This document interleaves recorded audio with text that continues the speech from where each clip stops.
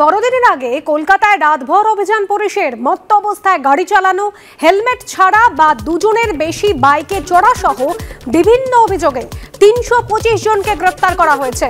আবির দত্ত আমাদের প্রতিনিধি এই মুহূর্তে রয়েছেন আমাদের সঙ্গে। আবির, পুলিশের তরফ থেকে কি জানা যাচ্ছে? তরফ থেকে জানানো হচ্ছে সেটা হচ্ছে যে গতকাল ২৬শে ডিসেম্বর অর্থাৎ বড়দিনের আগের দিন, সেদিনকে বিভিন্ন অপ্রীতিকর ঘটানোর জন্য ৩২৫ জনকে গ্রেপ্তার করা হয়েছে। শুধুমাত্র তাই নয়, বিভিন্নভাবে ট্রাফিক আইন সেগুলোকে লঙ্ঘন করার জন্য আইনি ব্যবস্থা নেওয়া হয়েছে ৪৫৯টি, এবং তার মধ্যে ৩ জন একসাথে বাইকে চলার জন্য প্রায় ৮৪টা কেস করা হয়েছে।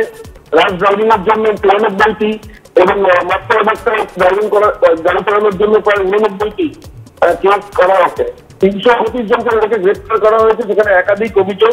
সেই অভিযোগের ভিত্তিতেই তাদেরকে গ্রেপ্তার করা হয়েছে এবং অপ্রীতিকর ঘটনার সঙ্গে তাদের যোগ রয়েছে বলেই তাদেরকে গ্রেপ্তার করা হয়েছে। গতকালের মতন আজকেও সারাটা দিন পুলিশের কিন্তু নজরদারি থাকবে পার্কস্ট্রিট সংলগ্ন এলাকা, পার্কস্ট্রিট এবং শহর কলকাতার বিভিন্ন জায়গায়, এবং সেই জন্য প্রচুর সংখ্যায় পুলিশও মোতায়েন রয়েছে সব জায়গায়।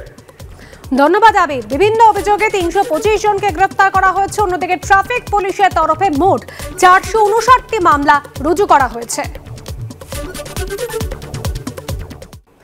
দুর্গাপুরের ঘটনার দিকে নজর দেব। দুর্গাপুর শহরে মিষ্টির দোকানে গুদামে রান্নার গ্যাসের সিলিন্ডার লিক করে জোড়া মৃত্যু। দোকানের পেছনে ওই গুদামে রাতে ঘুমিয়েছিলেন ৮ জন কর্মচারী। মাঝরাতে তাঁদেরই একজন ফোন করে বিষয়টি দোকান মালিককে জানান। গুদামের দরজা ভেঙে গুরুতর অসুস্থ অবস্থায় ৮ জনকে নিয়ে যাওয়া হয় হাসপাতালে। হাসপাতালে ২ জনের মৃত্যু হয়েছে, এখনও চিকিৎসাধীন আরও ৬ জন কর্মচারী।